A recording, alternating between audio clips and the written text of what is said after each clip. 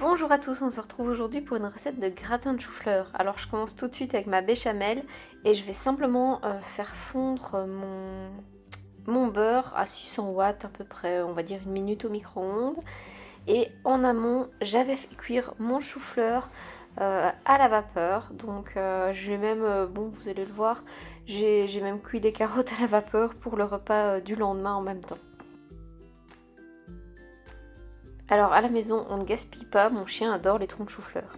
Yoshi et le chou-fleur. Attrape mon chien. Ouais. Je rappelle, la liste des ingrédients est toujours en description de mes vidéos. Et donc voilà, mon beurre est fondu, je n'ai plus qu'à le fouetter et je vais ajouter ma farine.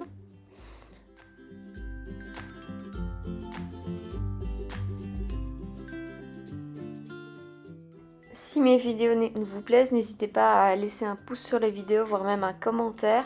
N'hésitez pas à vous abonner et à appuyer sur la cloche pour être au courant de tout ce que je sors. Et si les produits que j'utilise vous intéressent, n'hésitez pas, ils sont en vente sur ma page Facebook et je peux les envoyer via Mondial Relay sans souci.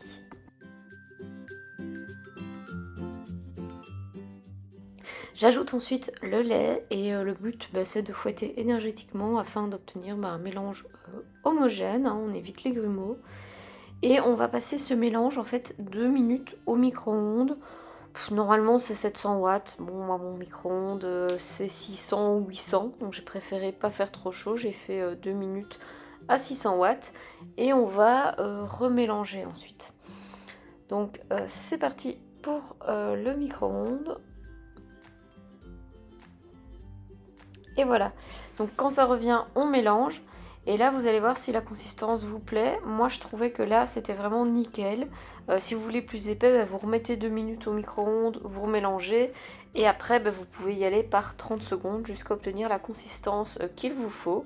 On va ensuite saler, poivrer, mettre de la noix de muscade. C'est optionnel, moi j'aime bien, donc j'en ai mis. Et votre béchamel est faite, hein. C'est vraiment super simple.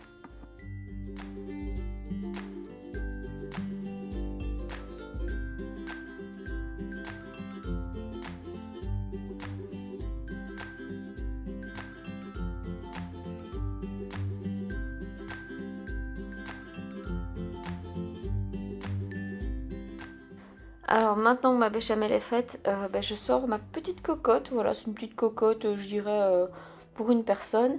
Et à l'intérieur, je mets un demi chou-fleur. Donc évidemment, vous pouvez prendre des plats de la taille que vous le souhaitez. Moi, les ingrédients en description, c'est vraiment pour, je dirais, un bon mangeur ou peut-être 2 personnes un peu en mode accompagnement. Si vous ajoutez vraiment des féculents, de la viande à côté, ça va être il en faudra moins. Moi c'était dans un plat où il n'y avait pas de féculents, donc c'était une bonne dose. Je vais recouvrir donc mon chou-fleur de ma sauce béchamel. Voilà, et j'en garde un petit peu parce que je vais faire quelque chose avec le reste, hein, sinon je raclerai bien mon pot.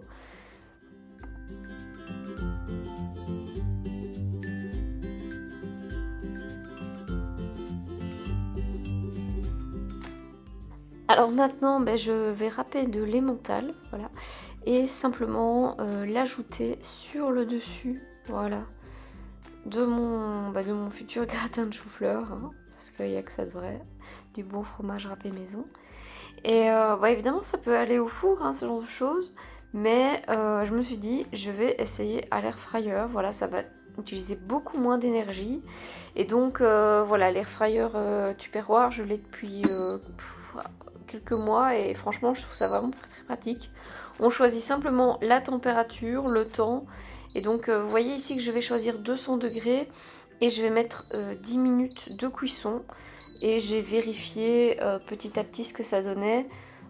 Au bout de 6 minutes, voilà le résultat. C'était chaud, c'était cuit, c'était gratiné. 6 minutes, franchement, c'est vraiment génial.